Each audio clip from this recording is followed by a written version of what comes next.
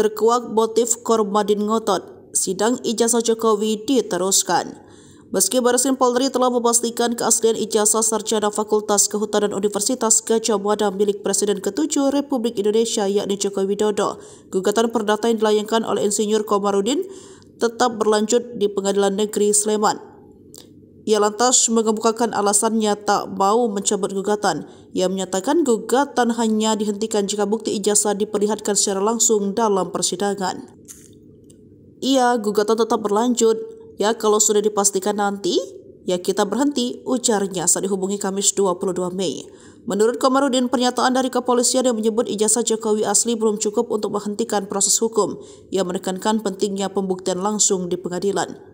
Komarudin menyatakan bahwa satu-satunya cara untuk menghentikan gugatannya adalah dengan menunjukkan ijazah tersebut secara fisik dalam persidangan. Tanpa itu, proses hukum akan terus berjalan. Seperti diketahui, sidang pertama gugatan perdata terkait ijazah Presiden Joko Widodo telah digelar di Pengadilan Negeri Sleman pada Kamis 22 Mei 2025.